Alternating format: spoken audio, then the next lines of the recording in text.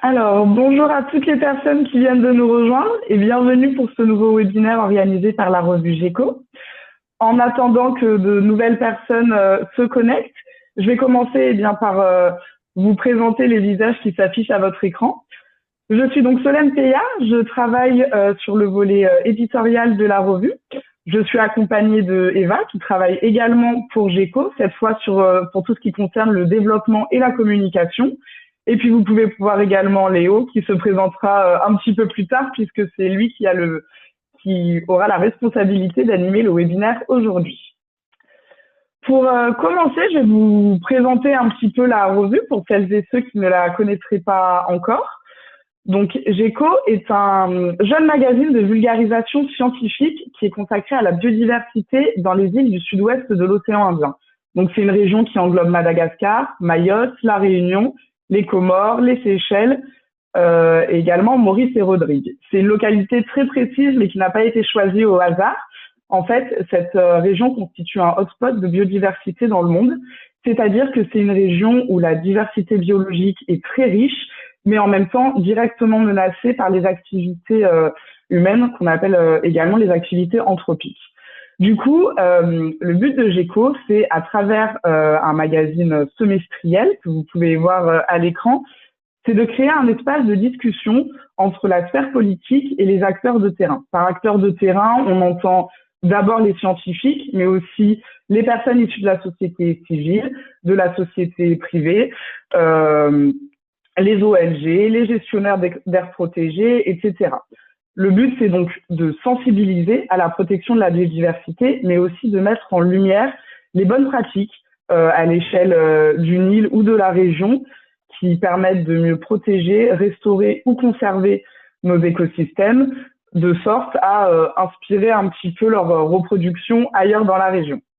Mais GECO, ce n'est pas qu'une revue papier, c'est également un site internet qui est alimenté régulièrement. Sur le site, vous pouvez trouver de l'actualité qu'on appelle chaude, donc des faits qui sont récents à l'échelle de la région, là où la revue print vous proposera davantage des décryptages, des contenus un petit peu plus long format.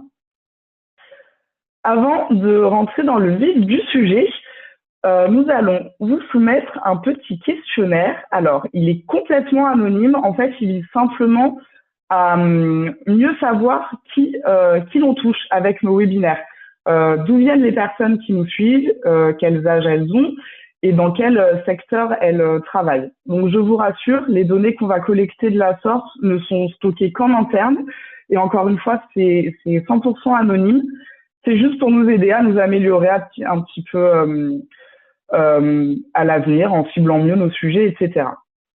Donc, nous vous laissons quelques minutes pour pouvoir remplir ce questionnaire.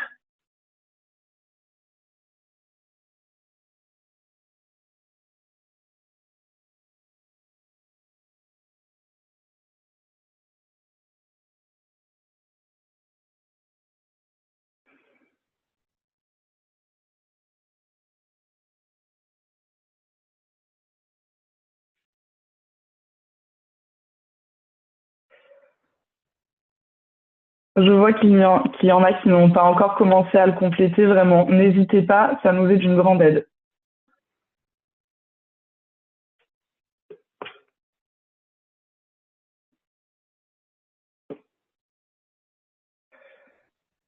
Allez, on vous laisse encore une petite minute et puis ensuite, on pourra continuer.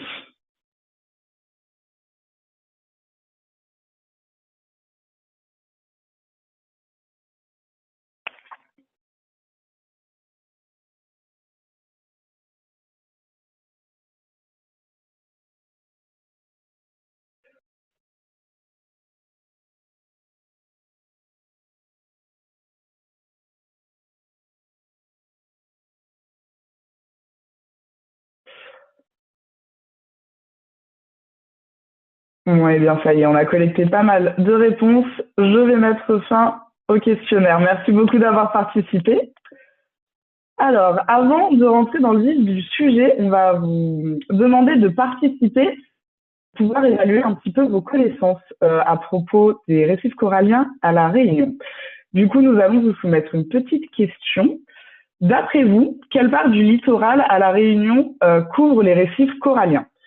Dans le chat, Eva vous envoie les différentes réponses. Donc la réponse A, 2%, la réponse B, 10%, C, 27% et D, 35%. Vous pouvez soit mettre une réaction à la réponse que vous semblez être la bonne, ou envoyer A, B, C ou D dans le chat.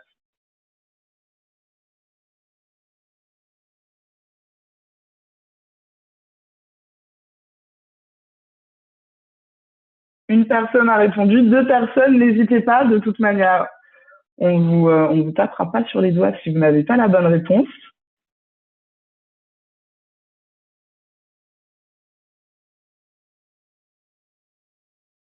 Alors, on a pour l'instant une majorité de 10%. Allez, on vous laisse encore quelques dizaines de secondes.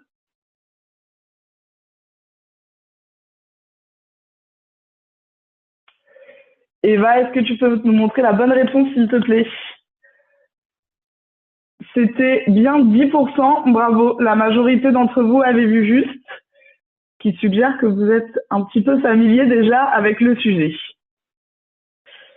Merci beaucoup d'avoir joué le jeu. Donc, Léo, on va bientôt te laisser la parole pour t'introduire un petit peu auprès de celles et ceux qui nous suivent aujourd'hui. Donc, Léo est chercheur en biologie marine pour le compte de l'Agence de recherche pour la biodiversité de la Réunion, qu'on connaît aussi sous le nom de Arbre. Euh, donc, Léo, en 2021, a lancé un projet qui s'appelle Utopian face à la dégradation des récifs coralliens à la Réunion. C'est un dispositif qui a permis notamment de cartographier l'état de santé des récifs coralliens sur l'île en lien avec les pressions naturelles et anthropiques que les coraux subissent. Et c'est également un outil de sensibilisation autour de la question du continuum terre-mer. Léo, je te laisse tout de suite la parole parce que c'est toi qui seras encore le plus à même de nous en dire davantage. Dernière petite précision, excusez-moi, si au long de la présentation de Léo, vous avez des questions, vous pouvez directement les envoyer dans le chat ou les garder en tête pour plus tard. Il y aura du coup, à la fin de la présentation de Léo, un temps de questions-réponses. Merci beaucoup. Bonjour à tous et à toutes. Merci beaucoup d'être présent en visio et surtout merci beaucoup aux naturalistes de Mayotte et plus spécifiquement à la revue GECO pour cette invitation pour ce webinaire. Je vais essayer de vous présenter globalement les sujets de recherche qu'on mène dans le cadre de la thèse que je dois accomplir au sein de justement de l'association ARP, qui est l'Agence de recherche pour la biodiversité à La Réunion et qui est rattachée à l'université d'Ecobio, c'est-à-dire à Rennes, et à Sciences Po Paris et la chaire Outre-mer Paris, puisque c'est des sujets qui jalonnent entre l'écologie et la science politique. On va essayer de d'explorer justement une question qui est la place de la science dans la gestion du continuum terre-mer à La Réunion, mais on pourrait prendre du recul et penser plus globalement et comment justement la science ou les scientifiques peuvent outiller les acteurs et les différentes institutions en lien avec la préservation des récifs coralliens directement dans le milieu marin, mais aussi, on va le voir, tout ce qui se passe sur la Terre, sur le bassin versant. On va revenir sur quelques définitions au cours de la présentation et comment justement les scientifiques peuvent agir. J'ai pas la main sur la diapo, donc des fois je dirais diapo suivante, comme ici. Et avant de rentrer dans le vif du sujet, peut-être juste réintroduire un peu comment un récif corallien se crée, dans quelles conditions, et souligner aussi l'importance de ces récifs coralliens, et même plus qu'une importance, une interdépendance entre la population côtière humaine qui s'installe dans dans les territoires où il y a un récif corallien. Prenons en exemple une île volcanique qui sort des fonds marins sous une activité volcanique qui serait donc de la roche basaltique sur les littoraux. C'est une île qui, on pourrait imaginer La Réunion, prenons un exemple au hasard, et qui se trouve donc dans des eaux océaniques entre 20 et 30 degrés, dans des eaux dites oligotrophes, très pauvres en nutriments. Et ça va être deux conditions majeures pour l'installation des coraux, et de manière plus générale de l'écosystème corallien. Il y a tout un tas d'autres conditions, mais je reviendrai dessus. Cette île qui sort de l'océan et qui est toute jeune est connectée à travers les courants avec d'autres îles voisines. Par exemple, Maurice, Madagascar, les Seychelles, Rodrigue, etc., etc. Et ces îles-là ont déjà des coraux sur place. Les larves coralliennes qui vont pouvoir voyager à travers les courants marins, vont pouvoir arriver sur ce nouveau caillou, sur cette nouvelle île, et notamment sur ces côtes, et s'installer sur ces endroits-là à condition d'avoir des conditions de houle et de courant qui soient adaptées, les bébés coraux vont s'y installer, vont grandir, vont se reproduire, etc., etc., jusqu'à un moment, mourir sous différents types de pression. Et ça peut par exemple être une perturbation intermédiaire comme un cyclone qui a la capacité de ravager une grande partie d'un récif corallien et après le passage d'un cyclone, mais il restera plus que les débris de coraux, autrement dit les cadavres. Et les cadavres de coraux, ce n'est rien d'autre que du calcaire. Mais chose très importante, puisque ce calcaire qui au début va être des petits débris indépendants les uns des autres, petit à petit, ils vont venir se concrétionner et former un socle homogène fait de calcaire. Et à partir de cette nouvelle base, il va avoir soit les colonies coralliennes qui ont survécu à la perturbation intermédiaire comme le cyclone, qui vont se reproduire et donner de nouvelles colonies coralliennes, ou, comme on se souvient, vu qu'ils sont connectés avec les îles voisines, de nouvelles larves coralliennes qui vont venir s'implémenter sur ce socle calcaire.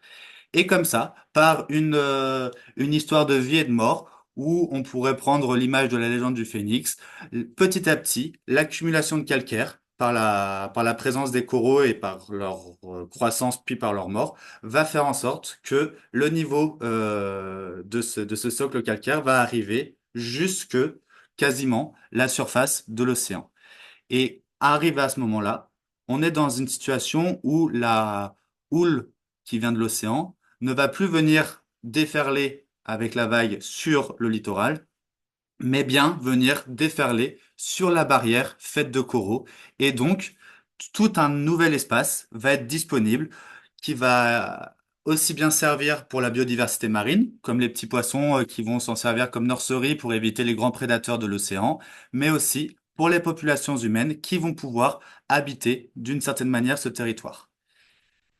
Et grâce à la formation de cette barrière récifale, il va avoir tout un tas de liens d'interdépendance qui vont se créer entre la population qui s'y installe et cet écosystème récifal. On peut en citer qui sont assez génériques, comme le tourisme bleu, qui va être une source économique majeure sur les territoires concernés. Il va y avoir la pêche récifale à travers notamment l'apport protéique, notamment on peut penser aux poissons, mais à d'autres organismes marins. La protection côtière contre les submersions marines et de manière générale bon,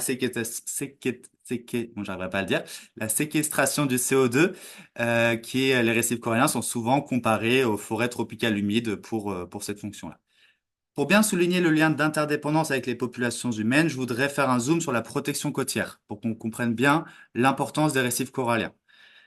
Ici, on a une image aérienne d'un récif corallien de La Réunion, assez classique, avec, vous voyez, une bande blanche tout en bas, qui est la zone justement où c'est la barrière récifale, où la vague va venir déferler sur cet endroit. Vous voyez une bande blanche qui est le littoral, autrement dit la plage. Entre ces deux bandes, il y a ce qu'on appelle le lagon, ce qui est le platier, où l'eau est calme et justement la houle ne rentre pas dans ces endroits-là, ou alors très rarement, sous des conditions bien spécifiques. Et derrière, vous voyez en arrière-plan toute l'urbanisation qui a pu se construire à travers le temps à proximité du récif. Typiquement, si on prend l'exemple de début mars à La Réunion, il y a eu le cyclone Garance qui est passé et il y a eu des houles de 5 à 10 mètres de haut qui sont venues déferler sur la barrière récifale. La barrière récifale a joué son rôle comme elle a pu en minimisant, en diminuant l'énergie de ces houles. Ce qui fait que l'impact sur le littoral a pu être amoindri, amorti. Par contre, maintenant, prenons un scénario où la dégradation du récif corallien est telle que la barrière récifale ne joue plus son rôle. Elle ne freine plus les vagues. Ça veut dire que quand il y a un cyclone a des houles jusqu'à 10 mètres de haut et des fois les scores sont plus importants, qui viennent directement déferler sur le littoral, en fin de compte, ça va être les nappes phréatiques qui vont être mélangées avec les eaux salées, donc une perte de ressources naturelles. Ça va être une destruction d'infrastructures, notamment en lien avec la distribution de l'eau potable, donc plus d'eau au robinet, en lien avec l'électricité, donc plus forcément de lumière quand on appuie sur l'interrupteur, les destructions de tout ce qui est les infrastructures routières, donc la communication aussi bien pour les secours, pour juste nous en tant qu'usagers ou même la police, etc., tout sera complètement perturbé. L'attractivité touristique à travers les médias, quand on verra que la Réunion ou un territoire comme tel a subi une telle catastrophe, bah, en prendra un coup, d'autant plus que les infrastructures en lien avec le tourisme sont généralement sur le littoral et seront en partie détruites. Et enfin, toutes les maisons que vous voyez ici, bah, ces populations, faudra les reloger. Et quitte de la question de la place sur un territoire insulaire qui est par définition très limité. Donc, quand on parle de protection ou préservation des récifs coralliens, on parle bien entendu de la valeur intrinsèque de l'écosystème et de toute sa richesse et sa biodiversité qu'elle accueille, mais aussi on parle du maintien d'une paix sociale qui pourrait être déstabilisée si les fonctions écologiques des récifs coralliens venaient à disparaître. Et si je veux souligner vraiment ce lien d'interdépendance entre nos sociétés côtières, insulaires et les récifs coralliens, c'est qu'actuellement, c'est l'un des écosystèmes qui est les plus menacés, malheureusement. Là, on reprend une étude de David Obura en 2022. Et si je dis pas de bêtises, Joshua, le mois dernier, a animé le webinaire de la revue GECO et a présenté globalement cette étude-là où c'est une très belle étude qui a pu classer les différentes biorégions du sud-ouest océan Indien selon des critères de l'IUCN. Et on peut voir qu'il y a pas mal de rouge, et le rouge, c'est les écosystèmes en danger critique d'extinction. Et les Mascarenes, qui comprend La Réunion, Maurice et Rodrigue, on est concernés par ce statut en danger critique d'extinction. Et pour preuve, quand on regarde les suivis scientifiques qui sont faits à La Réunion depuis les années 2000, même 98 pour les premiers, on remarque, et là je veux bien un petit diapositive, ouais, parfait. On remarque que ce type de graphique nous montre que sur la station qui a été échantillonnée chaque année par les scientifiques. Dans les années 2000, on a en bleu le recouvrement corallien qui est de l'ordre de 60% et en vert le recouvrement en algues de l'ordre de 20% dans les années 2000. Et plus on avance dans le temps, plus cela va varier jusqu'à stabiliser un petit peu, à peu près dans les années 2022, où en fin de compte, on a des recouvrements en algues de l'ordre de 60% et des recouvrements en coraux de l'ordre de 20%. On a eu un shift, un changement dans les communautés, ce qui va être très problématique parce qu'on se souvient que les coraux, ils ont un squelette calcaire et c'est eux qui vont produire le récif corallien, en tout cas le socle du récif corallien. Et s'il y a moins de coraux, il y a moins de calcaire. S'il y a moins de calcaire, il y a moins de production du récif corallien. Et même pire, avec le temps, ce calcaire va s'éroder et la barrière récifale va réduire. J'enfonce le clou avant de commencer à imaginer des choses un peu plus se tourner vers les solutions plutôt. Mais quand on prend les prévisions du GIEC, les dernières prévisions du GIEC, ils nous informent que si on arrive à plus 1 degré par rapport à l'ère pré-industrielle, ça sera 70 à 90% des récifs du monde entier qui périront. À savoir que 2024, nous avons atteint les 1,5 degrés. Nous sommes donc dans cette situation-là, dans ce scénario-là. Et pour preuve, entre 2023 et 2025, c'est 80%, 83% des récifs coralliens du monde entier qui ont blanchi. Ça veut pas dire qu'ils sont morts. Ils ont subi un stress conséquent. La proportion de mortalité, on la connaît pas encore. Mais en tout cas, ils ont été victimes de vagues de chaleur majeures. Et il nous informe aussi que si on atteint les plus de degrés, ça sera 99% des récifs coralliens du monde qui périront. Bon, quand on est face à ce constat-là, bah on a envie d'abandonner. On se dit, bon, on s'est perdu. De toute façon, juste avec le changement climatique, l'écosystème corallien est voué à sa perte. Mais heureusement, l'idée, c'est d'essayer de dépasser cela, ou en tout cas d'aller plus loin dans les réflexions, parce que là, on est sur des impacts globaux, où l'idée, peut-être, une des idées, une des perspectives, ça serait justement de renforcer la résistance des récifs coralliens face aux épisodes de blanchissement. Puisque ces épisodes sont inévitables, alors faisons en sorte que les coraux se portent au mieux de leur forme quand il y a un épisode de blanchissement. On se souvient en introduction, on a dit que deux drivers d'un écosystème corallien, c'était la température. Bon, on vient de voir que la température, elle augmente et que ça pose un gros problème. Mais l'autre driver, c'est aussi la qualité de l'eau. Si on a une bonne qualité de l'eau, le corail est en bonne santé. S'il est en bonne santé, il va être d'autant plus résistant pour faire face à des épisodes de grande chaleur. Mais à l'inverse, si la qualité de l'eau est très mauvaise, ou tout simplement mauvaise, le corail va être malade, va avoir un système physiologique réduit qui va le rendre d'autant plus vulnérable, moins résistant à une vague de chaleur. Donc peut-être que nous, à notre échelle, l'enjeu, c'est de réussir à faire en sorte que que la qualité de l'eau soit en bon état. Et pour ça, justement, à l'échelle locale ou régionale, les scientifiques ont peut-être des cartes à jouer, en tout cas des propositions à faire pour accompagner les différents acteurs du territoire pour garder une bonne qualité de l'eau. Et pour cela, voilà, c'est ça, c'est un peu c'est les axes des recherches qu'on est en train de mener, mais bien entendu, c'est pas du tout les seules propositions qu'on pourrait faire pour accompagner les décideurs dans un changement de trajectoire. Mais ce qu'on va essayer de présenter ici, là, pour les prochaines minutes, c'est de voir l'intérêt d'étudier une histoire politique et environnementale de la gestion du continuum terre-mer. Autrement dit, comment les paysages d'un territoire ont évolué à travers le temps et sous quels acteurs, sous quelle pression politique pour comprendre justement quel type d'acteurs aujourd'hui ont leur part de responsabilité dans l'évolution de ce paysage-là, et de comprendre justement que ces paysages-là vont influencer drastiquement sur la qualité de l'eau et donc sur le récif corallien. D'où le deuxième point qui est l'idée de spatialiser, indiquer et hiérarchiser. Spatialiser un état de santé à travers des indicateurs écologiques et de hiérarchiser les pressions auxquelles subit le récif corallien. Mais enfin, si on s'arrêtait là, peut-être que la vision serait un petit peu naïf en se disant que seule la voix des scientifiques permet aux décideurs de prendre des décisions éclairées. Malheureusement, les actualités, d'autant plus avec Trump, nous montrent que on est loin de ce paradigme-là. Donc, il sera intéressant aussi d'étudier la gouvernance autour de ce continuum terre-mer et de voir s'il y a des asymétries de pouvoir ou même des méfiances entre les différents acteurs ou institutions en lien avec cette gestion. Donc, tout n'est pas encore abouti dans ces recherches. Vous allez voir, il y a des graphiques qui sont quasiment finis, d'autres qui sont en cours de construction. Donc, il y aura une hétérogénéité, on va dire, dans la qualité de ce que je vais vous présenter.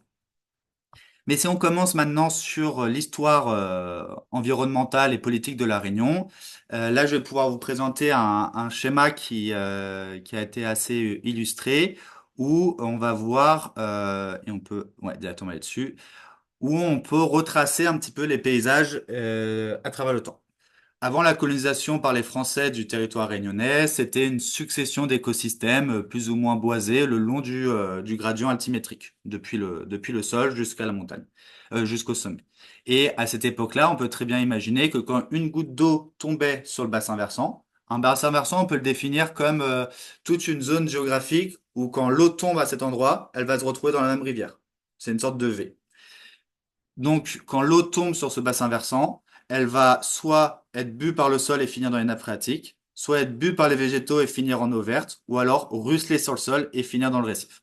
Mais dans tous les cas, cette goutte d'eau qui va parcourir son chemin, son voyage, elle va finir dans le milieu réceptacle qui sont les eaux récifales, avec très peu de nutriments à l'intérieur. Elle va être, entre guillemets, propre.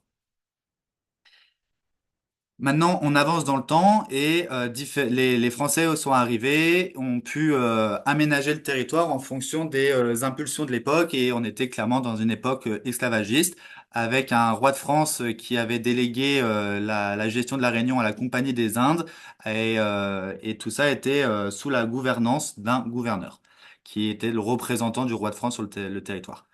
Et la politique, à partir des années 1800, c'était justement de favoriser la culture de la canne et en faire une monoculture.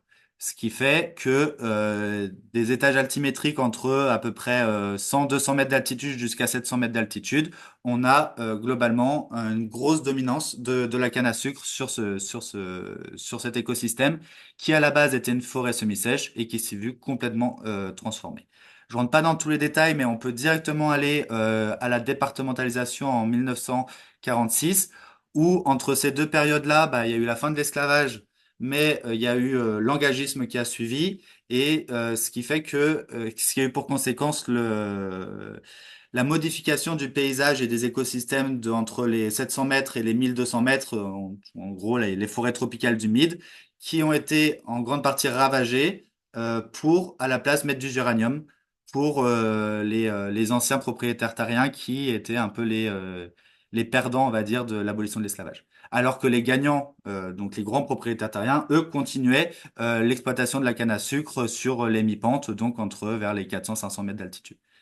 Et petit à petit, on voit que la plaine sableuse et le littoral, au final, s'urbanisent aussi, notamment avec le train-train qui permettait, comme ça, d'échanger les valeurs marchandes, notamment la canne, pour l'amender jusqu'au port et faire de l'exportation.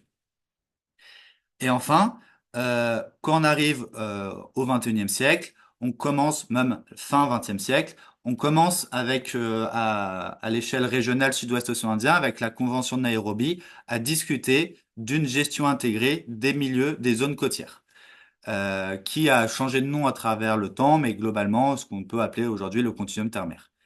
Donc il y a cette convention de Nairobi dans le sud-ouest océan Indien qui préconise fortement une gestion de ces zones côtières, entre la connexion entre la terre et la mer, puisqu'elle est d'autant plus comprise par les scientifiques et le savoir est transmis aux différentes sphères décisionnelles ou juridiques. En parallèle, on a aussi la directive 4 sur l'eau à l'échelle européenne qui va imposer aux États signataires de retrouver ou de maintenir une bonne qualité des masses d'eau, donc les masses d'eau récifales pour la Réunion. Ce qui fait que on arrive au 21e siècle avec tout un cadre réglementaire qui va imposer à la France et notamment à la Réunion de gérer son continuum terre-mer. Mais pourtant, au 21e siècle, quand la goutte d'eau tombe du ciel, elle va non plus faire le même parcours qu'avant, mais elle va rencontrer des zones de sylviculture, des zones d'élevage où on va retrouver du lisier enrichi en nitrates, des zones de maraîchage où souvent le sol est à nu, ce qui va favoriser l'érosion et en gros retrouver de la boue. Elle va parcourir des champs de canne où l'usage des pesticides est fortement fréquent. Et enfin, une zone complètement urbanisée sur le littoral qui, notamment à partir des années 70, a été aménagée pour notamment développer le tourisme. Ce qui fait que la goutte d'eau, quand elle retombe au récif, elle est, on aura compris, très dégradée. Elle sera chargée en sels nutritifs comme nitrate, phosphate, ammonium, mais aussi en hydrocarbures, aussi en pesticides, aussi en déchets plastiques, etc., etc. Ce qui fait que là, on arrive à la situation aujourd'hui où nos eaux récifales sont de mauvais état, en état moyen ou mauvais état, à cause en partie de la manière dont on a habité la Terre, dont on a influencé notre territoire. Et comme on l'aura compris, c'est une influence très forte liée à la période de l'esclavagisme et des propriétaires terriens qui en ont fait un étage de canne à sucre, un étage de géranium, mais qu'au bout d'un moment a shifté sur du maraîchage parce que économiquement, le géranium, c'était plus rentable et un espace plus dans les bas qui a été favorisé pour un public plus aisé et notamment pour les tourismes pour profiter de la bande littorale qui est certes très agréable. Ce qui fait que une fois qu'on est face à ce constat de l'aménagement et au constat que le récif corallien est en train de se dégrader, on est passé dans les années 60 à peu près 60 à 70% de recouvrement corallien sur la Réunion, à aujourd'hui, on est de l'ordre de 15 à 25%. Donc, l'idée, c'est d'essayer d'apporter des outils aux aménageurs du territoire pour leur dire, bah, ici, vous voyez, il y a une connexion entre la terre et la mer et ça va dégrader la qualité de la mer, donc dégrader le récif corallien. Et c'est en sens que ça fait, on peut aller sur la diapo suivante, et je rentre pas forcément dans le détail, mais on a développé une méthode, Coral Reef Rapid Assessment Method, où on a deux protocoles distincts, où on va d'un côté sur des points fixes de 100 mètres carrés regarder tout un tas d'informations, comme le recours en coraux, le recours en algues, etc.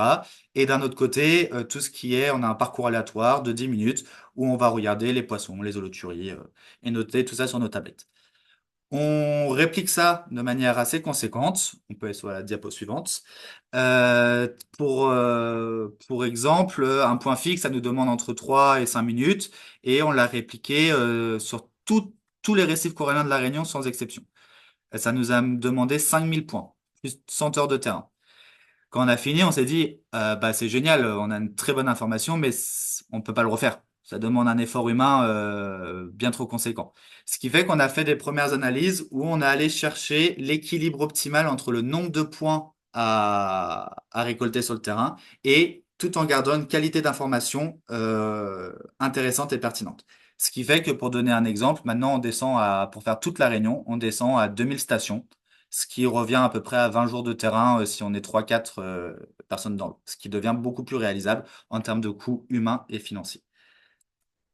Une fois qu'on a récolté toute cette information, l'idée c'est de la traiter derrière.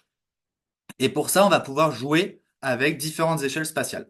Ici, je vous montre en haut à gauche, par exemple, une unité récifale, c'est la pente externe de Saint-Pierre, voilà, pour l'exemple, où on a l'information sur tous les points du recouvrement corallien qu'on a estimé visuellement sur le terrain. Plus la couleur est faible, plus le pourcentage est proche de zéro. Plus la couleur est forte, plus il s'approche de 100%. Cette première information nous donne déjà une première idée de l'hétérogénéité spatiale et de savoir où sont les coraux, les zones avec une grande proportion de coraux et où sont les zones où il y a moins de coraux. Une fois qu'on a cette première information, on peut aller faire des statistiques, faire des modèles qui vont nous prédire des valeurs, donc prédictives, pas réelles, mais sur la base de nos valeurs réelles, sur l'ensemble de cette pente externe, l'ensemble de ce récif. C'est la deuxième carte que vous voyez ici, où en chaque pixel de la carte, on a une information sur le recouvrement corallien. Ainsi, on a une bonne idée de la distribution spatiale de où sont les coraux et où est-ce qu'ils ne sont pas. Et enfin, vu qu'un écosystème corallien comme une pente externe ou un platier, c'est une mosaïque d'habitats, et un habitat est une entité relativement homogène, on peut faire des moyennes au sein de l'habitat pour avoir la troisième carte qui est en bas à gauche. Et ce qui va être d'autant plus intéressant derrière, c'est de produire un indice qui va traduire l'état écologique des récifs coralliens. On l'a appelé état écologique des peuplements benthiques. Les peuplements benthiques, c'est les organismes qui sont fixés au sol. Donc là-dedans ne sont pas compris les poissons, les holoturies, les oursins, etc., etc. C'est vraiment la faune et la flore qui est fixée au sol. Et comme ça, on peut avoir des catégories entre mauvais, médiocre, moyen, bon, très bon de cet indice et une représentation spatiale sur les différents récifs. Et on peut observer, par exemple, à gauche, c'est le récif de l'Ermitage de la Saline. C'est pas la dernière carte actualisée, mais dans l'idée, parce qu'il y a eu le cyclone Garance et un fort épisode de blanchissement, ce qui fait que là, les résultats que je vous présente sont déjà, bien qu'ils ont été récoltés en 2022-2023, sont déjà obsolètes, malheureusement. Mais ce qu'on observe, ce qu'on peut tout de même dire avec ces résultats, c'est que toute la zone nord, vous pouvez voir que c'est très orange et rouge, notamment proche du littoral, ce qu'il y a dans le lagon. Et quand on se balade sur le bord de mer, en effet, on voit à ces endroits-là que les vagues qui déferlent sur la barrière récifale, elle déferle, mais toute l'énergie n'est pas stoppée par la barrière récifale. On voit des petites vagues successives rentrer dans le lagon. Et ça, c'est un bon témoignage d'une absence de coraux dans cette zone. Et les réalités de terrain parlent d'elles-mêmes. En effet, dans ces endroits, il y a plus de coraux. À droite, on est à Saint-Pierre et là, ça se porte un petit peu mieux. Vous voyez qu'il y a beaucoup plus de bleu, donc de zones en très bon état de santé. On l'a estimé à 10%, mais bon, pareil, ces valeurs sont obsolètes. Mais par contre, ce qu'on peut observer aussi, c'est des zones rouges. Notamment, vous voyez l'étiquette Alizé Plage et à sa gauche, c'est une zone très rouge. Et en effet, après avoir discuté avec les services techniques de la mairie de Saint-Pierre, on a pu être informé qu'à ces endroits-là, il y a des buses d'eau pluviale donc les fameuses gouttes de pluie qui tombaient sur le bassin versant et qui ont drainé tout un tas de sels nutritifs, de nutriments, de boue, de terre, etc., se retrouvent directement dans le récif. D'autant plus que ces eaux pluviales se mélangent aux eaux domestiques, c'est-à-dire les eaux usées, nos toilettes, notre vaisselle, notre machine à laver, qui vont finir dans cette zone récifale qui est toute rouge. Donc, ce premier outil va déjà nous permettre de pouvoir discuter avec les aménageurs du territoire en leur disant, bah, ici, on a ciblé un problème en termes écologiques. Vous, racontez-nous quel est votre problème technique. Et derrière, est-ce que c'est une priorité de résoudre ce problème technique pour résoudre le problème écologique? Et pour aller un petit peu plus loin, et là, j'ai pas forcément beaucoup de résultats parce que c'est exactement ce que je suis en train de faire en ce moment, c'est de pouvoir, et là, on peut aller sur la diapo, ouais, parfait. Ça va être de hiérarchiser les pressions. Parce que là, je vous ai parlé juste avant des eaux pluviales, mais en fait, il y a plein d'autres pressions potentielles. C'est l'usage du sol, c'est aussi les facteurs naturels, comment est configuré le récif, sa géomorphologie, les courants, ça va être les types de pratiques agricoles, les types d'usage du sol, etc., etc. On peut en avoir une liste assez longue. Et pour accompagner justement les différents acteurs de la planification territoriale qui ont tendance à se rejeter la balle en disant oui mais non mais c'est ok c'est peut-être l'agriculture mais c'est aussi l'urbain donc c'est aussi à vous de faire des efforts mais dans quelle proportion Euh, nous c'est minime nos impacts par rapport aux vôtres etc alors qu'en fait concrètement on le sait pas la part de responsabilité relative de chacun des acteurs on sait que ces acteurs ont un impact majeur, mais on ne sait pas dans quelle mesure ils l'ont.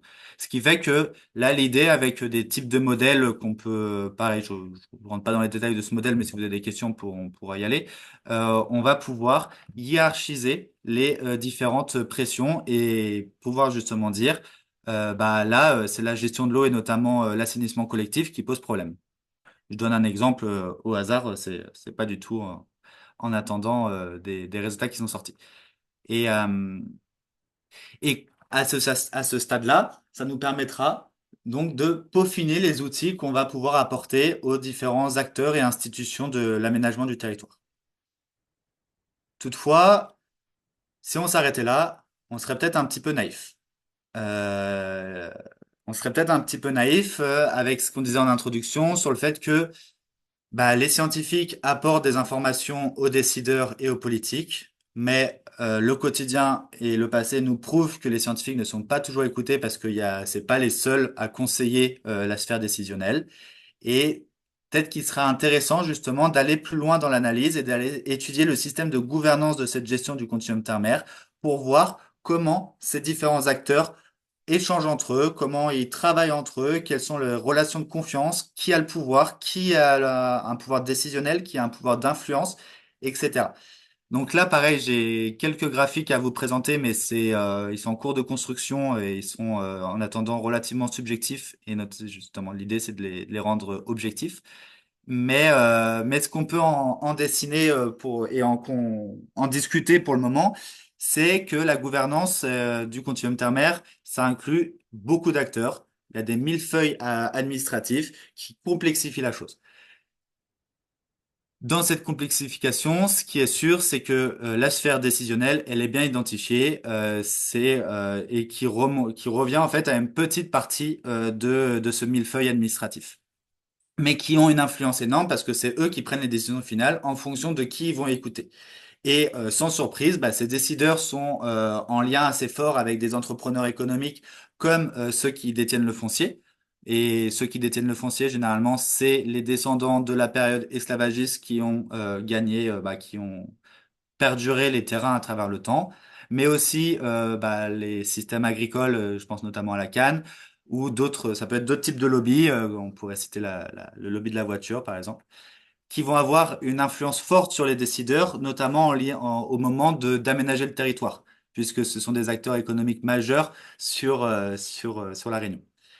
Ce qui est intéressant de noter aussi également, c'est que on voit que les scientifiques ont des liens assez réduits avec les administrations et les décideurs, mais des liens assez renforcés avec les gestionnaires, notamment à travers les conseils scientifiques des différentes organismes de gestion, comme la réserve marine par exemple. et que c'est ces gestionnaires qui vont être en lien plus direct avec les administrations, eux-mêmes en lien plus direct avec les décideurs. Ça veut dire qu'avant que le message scientifique arrive aux décideurs, il passe par les gestionnaires, par l'administration et par les décideurs. Ça fait au moins deux intermédiaires où le message peut évoluer, où le message peut aussi se perdre le long de ce chemin-là. Et ici ça n'a pas été figuré ici, mais mais ce qu'on voit, c'est que donc il y a une grande asymétrie dans le pouvoir décisionnel où on a les décideurs d'un côté fortement influencés par les administrations et les entrepreneurs économiques et un autre pool qu'on pourrait, je ne sais pas encore comment on pourrait le citer, mais qui comprend les gestionnaires, les scientifiques, mais aussi la société civile qui est en attendant nommée militant, mais que toute la sphère de gauche, justement, elle est dans une situation de méfiance au sein même de sa structure, au sein même des scientifiques. Il y a énormément de querelles. Je l'ai pas précisé, mais ce type de graphique, je peux essayer d'en faire un grâce à des entretiens semi-directifs que j'ai menés avec les différents acteurs justement de cette gouvernance.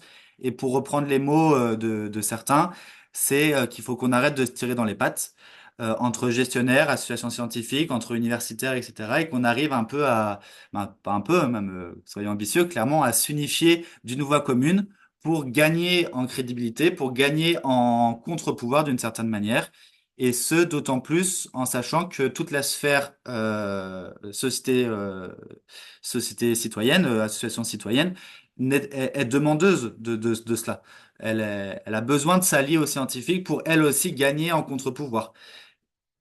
En plus de cela, au sein des administrations, c'est très divisé. Il y a des gens qui vont suivre la trajectoire qu'on leur demande de suivre, mais d'autres qui vont être beaucoup plus critiques. Et au sein même de structures d'État, il va y avoir des gens qui vont vouloir freiner des projets parce qu'ils jugent ou ils jugent ça complètement dangereux pour l'avenir.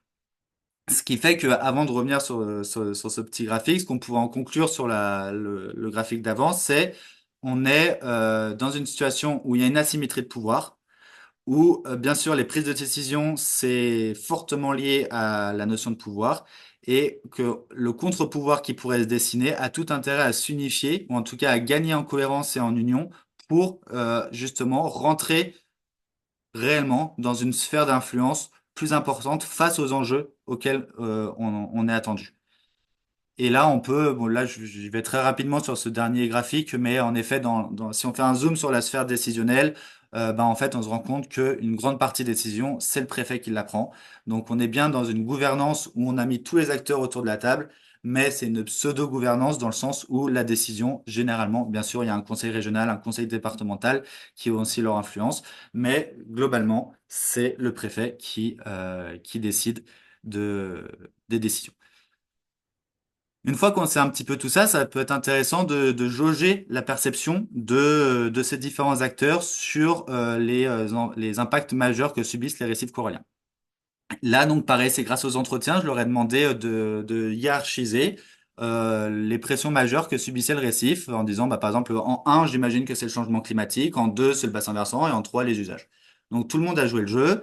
Et là, on peut voir, par exemple, que les gestionnaires, les militants, les entrepreneurs économiques et les scientifiques se rapprochent pas mal du bassin versant 1 et sont éloignés du bassin versant 2 et 3, ce qui veut dire que ils ont tendance à dire que la cause majeure, c'est la gestion du territoire à travers le bassin versant. À l'inverse, on voit que les administrations et décideurs ont plutôt tendance à mettre le bassin versant en deux ou troisième position. Donc, de ce graphique, déjà, on peut se poser la question, on peut émettre deux hypothèses. Est-ce que il y a un problème dans le transfert de connaissances des scientifiques envers la sphère décisionnelle, et comme on le voyait avec le graphique juste avant, ce qui pourrait se comprendre parce qu'il y a au moins deux intermédiaires avant que le message se passe? Ou est-ce que n'est-ce pas tout simplement un manque de responsabilité, une déresponsabilisation de ces acteurs, vu que ce sont eux les drivers premiers de l'aménagement du territoire en tant que décideurs et administration?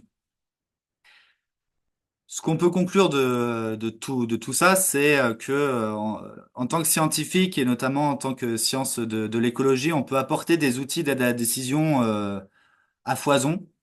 c'est pas ça qui c'est pas seulement ça qui répondra au problème dans lequel on doit faire face.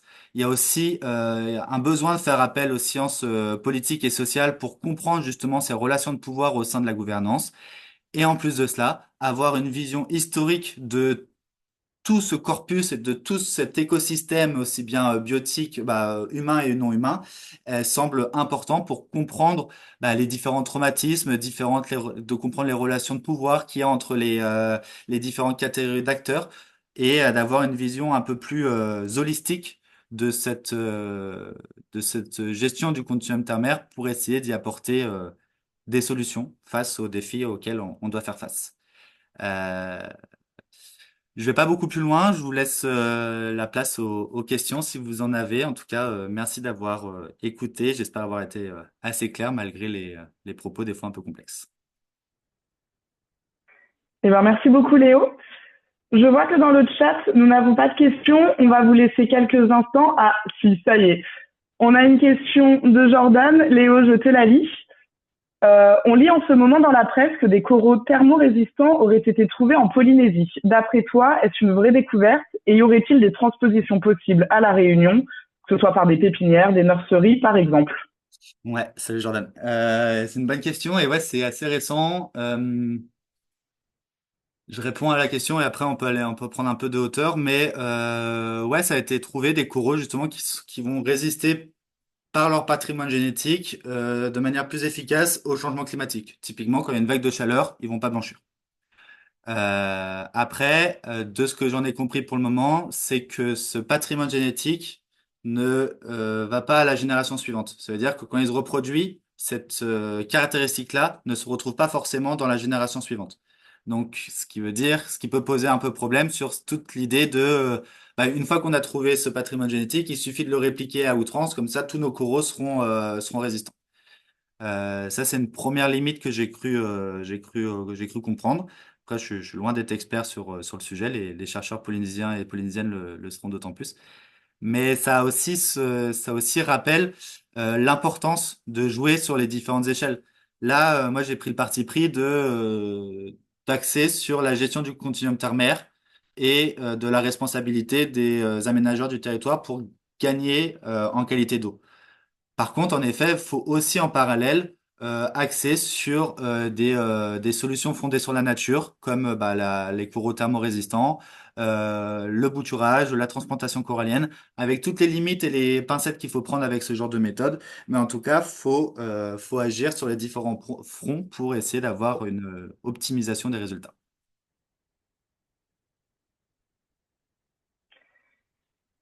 Merci Léo de la part de Jordan. Donc j'imagine que tu as répondu à sa question.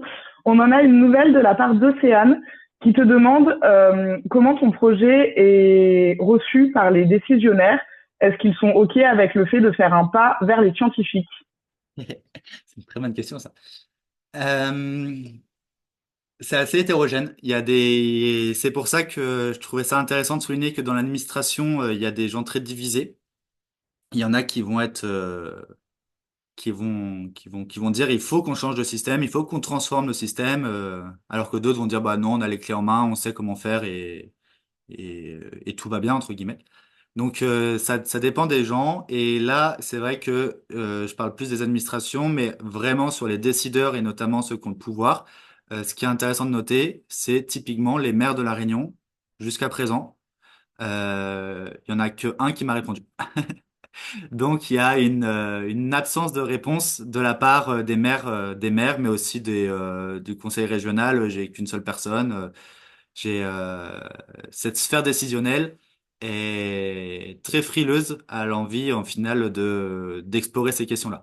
Alors, ça peut s'expliquer par plein de choses, notamment par le côté, c'est une étude qui est portée par des universités d'Hexagone et qui vient s'intéresser sur la Réunion, sur le territoire réunionnais, et ça peut en effet rendre frileux certaines personnes, d'autant plus dans ce contexte postcolonial. Euh, et cette méfiance généralisée envers des décideurs, envers les scientifiques aussi, qu'on peut relire dans la presse. Donc, euh, donc c'est assez, pour répondre directement à ta question, Océane, c'est assez hétérogène. Et il y a quand même des gens qui sont en faveur, mais globalement, ça reste assez frileux. Il faut trouver des portes, des gens qui permettent d'ouvrir des portes avec ces gens avec ces décisionnaires directement, quoi. Donc là, c'est quand même beaucoup de relationnel qu'il faut développer.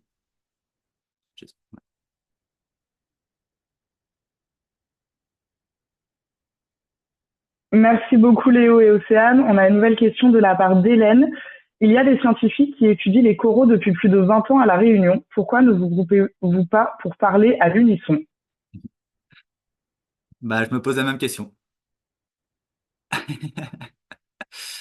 C'est, je vais pas trop m'étaler là-dessus, mais il y a beaucoup d'histoires d'ego. La carrière scientifique, c'est quelque chose aussi de très particulier. Et oui, oui, on les a contactés, bien sûr. Je fais partie de la sphère, de cette sphère-là. Et justement, je peux en parler un petit peu, mais c'est pas facile. Il y a les relations humaines en fait qui rentrent en jeu. Et les relations humaines, c'est peut-être ce qui rend le plus complexe tout type de gouvernance, en fin de compte. Et ce qui pousse aussi le rôle des scientifiques en dehors de leur production de savoir et pas que les scientifiques, aussi les associations citoyennes, associations militantes, etc.,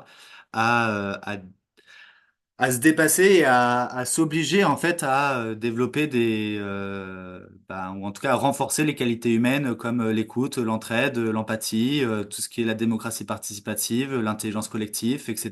On a un besoin d'apprentissage dans tous ces domaines-là justement pour réussir à s'unifier. Parce on porte le même message, mais juste qu'on le porte pas au même moment, pas à la même intensité, en décrédibilisant l'autre, en se mettant des bâtons dans les roues, et ça freine l'intérêt collectif.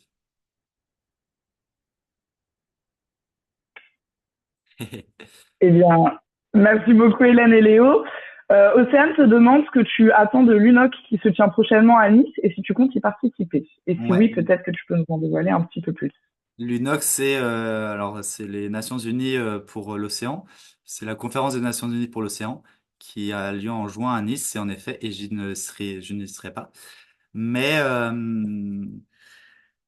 mais de la sphère décisionnelle à ce niveau-là, j'y attends vraiment pas grand-chose. Mais bon, ça c'est que mon avis pleinement subjectif. Euh, Gouverner à des territoires à une échelle aussi grande que internationale ou même européen ou même français, c'est compliqué, et prendre des décisions qui vont vraiment dans le sens de la préservation, c'est d'autant plus compliqué. Aujourd'hui, en France, on se vante, et c'est une bonne chose bien sûr, hein, mais qu'on va protéger en 2025 100% des récifs coralliens français. Et heureusement, heureusement, c'est une très bonne chose. Mais comme on l'aura compris avec la présentation, si la réserve marine a compétence que dans le milieu marin et que ça s'arrête au l'est de mer, ça veut dire que tout ce qui se passe sur Terre, elle a aucune influence. Et c'est ce qui se passe actuellement à La Réunion, malheureusement.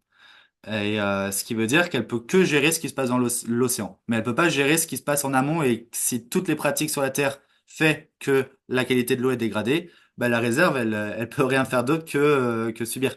Ce qui fait que protéger les récifs coralliens à 100%, c'est très bien, mais c'est pas suffisant au vu des enjeux dans lesquels on fait face.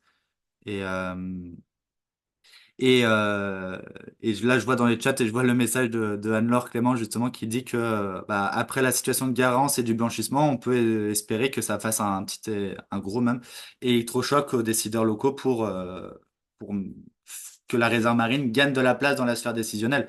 Pas que ça soit la seule, bien entendu, c'est pas ça l'idée du tout, mais qu'ils puissent avoir une vraie voix au sein de ces décisions-là. Eh bien, merci Léo et merci à tous pour vos questions. On vous laisse quelques instants pour poser vos éventuelles dernières questions dans le chat. En attendant, nous allons vous soumettre un nouveau sondage. Promis, c'est le dernier. Il va nous servir simplement à recueillir vos impressions sur le webinaire d'aujourd'hui. Est-ce que c'était intéressant? Est-ce que c'était accessible? Est-ce que vous avez des remarques à nous remonter, qu'elles soient bonnes ou mauvaises? Ça nous permet, quoi qu'il en soit, de nous améliorer.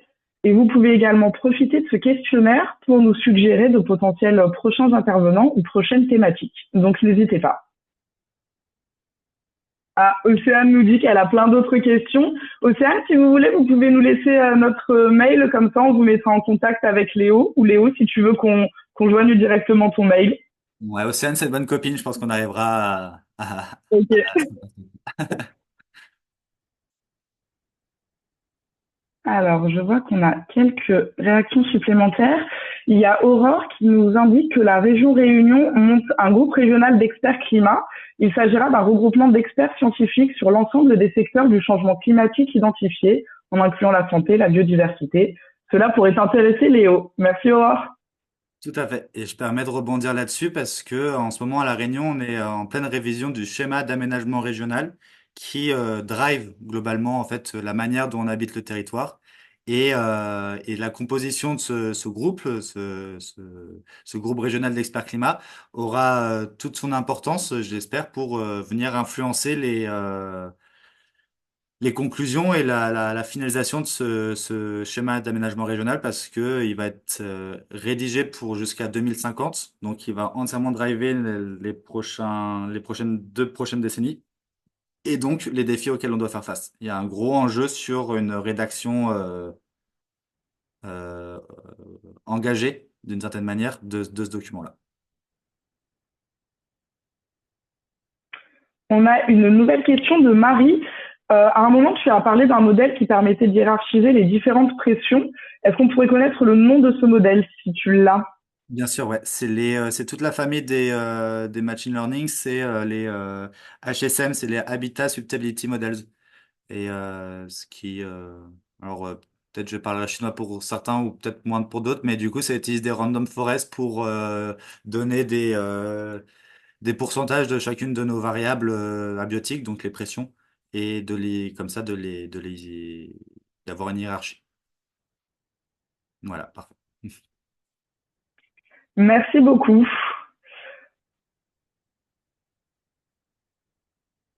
Ah, ouais, Océane reviendra vers toi, du coup, vu que vous connaissez, ça sera plus simple. Merci beaucoup, en tout cas, Océane, pour l'intérêt. Merci à toutes et tous de nous avoir suivis. On va encore passer quelques minutes ensemble pour celles et ceux qui ont le temps. Je vous laisse encore quelques instants pour répondre au sondage.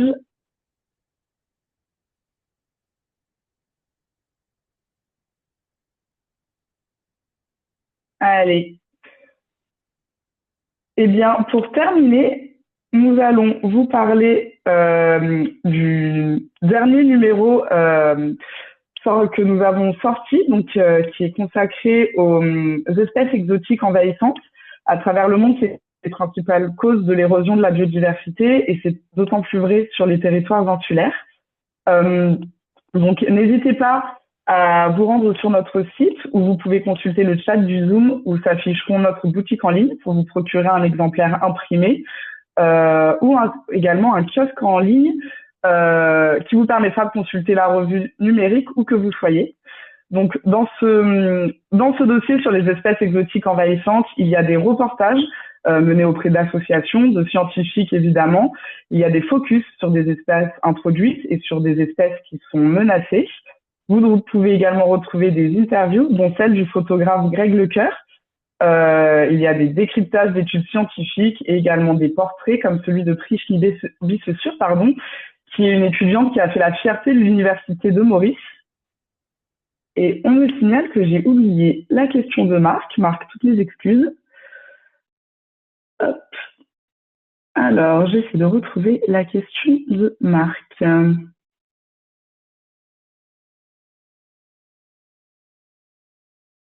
Alors,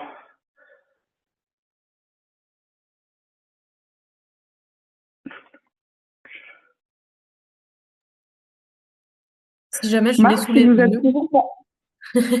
C'est bon, on voit que ça y est, merci beaucoup Marc. Il disait qu'il avait beaucoup apprécié les essais de schématiser la gouvernance et il se demandait quelle place tu donnerais à la société civile et ses relations avec les autres entités. Très bonne question et des fois un peu touchy, mais c'est en aucune manière une prétention de parler pour l'ensemble de la société civile, loin de là. Mais des différents entretiens que j'ai pu avoir, il y a différents sentiments qui s'en ressortent. Peut-être que déjà une première observation, mais qui se recoupe avec beaucoup de littérature et de sentiments collectifs, c'est l'importance de l'origine. Si je reprends les termes d'une personne que j'ai interviewée qui dit les créoles on les écoute pas, les oreilles pas de salle, en gros les métropolitains qui se sont un petit peu adaptés à la vie réunionnaise, et à la culture, on les écoute un petit peu, et le gros oreille, lui, on l'écoute. Donc en gros, on n'écoute que les blancs, les beaux blancs qui viennent de métropole. Donc il y a quand même toujours cette présence et cette indignation de la discrimination des origines qui est bien présente, et donc une méfiance envers les sphères décisionnelles, puisque quand même pas mal gouverné par cette élite-là, et même aussi les sphères scientifiques, parce que bah, beaucoup de métropolitains dans cette sphère-là. Peut-être qu'il y a une première lecture à ce niveau-là, mais après, si on dépasse ce point, mais qui n'est absolument pas négligeable et qui est à prendre en compte dès le début, on peut avoir un sentiment justement que les groupes citoyens sont très demandeurs en fait d'un soutien des scientifiques. Pour eux, il faut que les scientifiques se mouillent, il faut que les scientifiques aillent venir bah, prêter main forte, pas pour être militants, pour apporter leur savoir, pour apporter et prouver par A plus B, bon bah ça c'est comme ça, et c'est tout. Maintenant, vous prenez des décisions de manière éclairée, mais ce qui est intéressant pour la société civile, c'est quand elle va en justice par rapport à des projets particuliers, bah, elle a un poids beaucoup plus important si elle a le soutien d'un courrier scientifique ou d'un avis d'un scientifique, d'un expert sur le domaine, pour, devant le juge, venir dire, bah, vous voyez, on a toute une communauté scientifique qui dit que le projet-là est complètement incohérent face aux enjeux dans lesquels on doit faire face, et que c'est un problème pour la sécurité civile. On peut prendre un exemple là qui est assez récent, où il y avait un projet d'aménagement à Grand'Anse, pour ceux qui connaissent La Réunion, qui était d'aménager un bassin, d'agrandir, et que les impacts environnementaux auraient pu être conséquents. La société civile s'est emparée du sujet, a suivi toutes les démarches légales, hein, a répondu à l'enquête publique en disant que c'était une aberration, en mettant plein d'arguments possibles, etc. Ils ont bah, fait du lobbying d'une certaine manière, en discutant avec les gens pour savoir ce qu'ils en pensaient, pour sensibiliser. Ils ont communiqué dans la presse, ils ont critiqué l'étude d'impact. Et pourtant, le préfet a validé le projet. Une fois que le projet a été validé, et même en amont, les scientifiques avaient pu écrire un courrier signé à peu près à 18 scientifiques, en disant que c'était pas OK ce projet-là, au vu des impacts que ça allait imposer.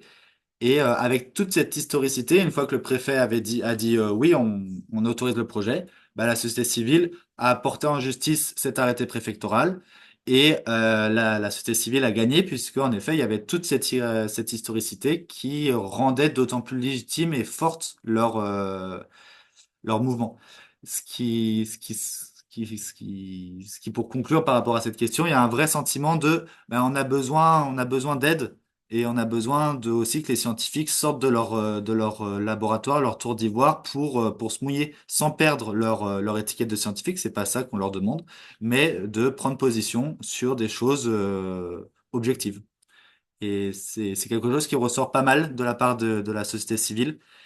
Et envers les décideurs, bah, toujours une méfiance assez présente, mais qui est sûrement dure à sortir. Et enfin, pour ce qui est intéressant de noter, c'est qu'à travers des scientifiques, mais il y en a beaucoup qui félicitent ou qui reconnaissent l'effort de la mobilisation citoyenne, mais sans pour autant eux-mêmes s'y impliquer. Mais il y a quand même déjà une première reconnaissance qui pourrait faciliter justement cette sorte d'union qu'on disait tout à l'heure entre les différentes catégories d'acteurs. Je sais pas si j'ai répondu vraiment à ta question, Marc, mais n'hésite pas à me reprendre si besoin.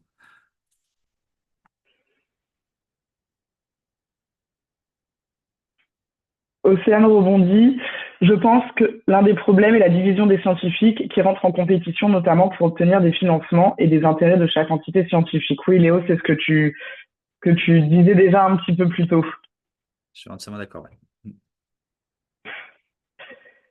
Eh bien, il semblerait qu'on ait fait le tour des questions. Merci énormément à tout le monde de nous avoir suivis. Merci beaucoup Léo pour ton temps. On vous donne rendez-vous fin mai pour le prochain webinaire, comme d'habitude, qui aura lieu le dernier mercredi du mois. N'hésitez pas en attendant de nous suivre sur nos réseaux sociaux, sur notre site internet. Et puis, dans les prochaines semaines, notre prochain numéro devrait sortir et il sera consacré au récif corallien. Donc, a priori, le sujet devrait vous intéresser. Merci énormément à toutes et tous. Passez une très bonne journée et puis à bientôt. Merci à tout le monde. Au revoir.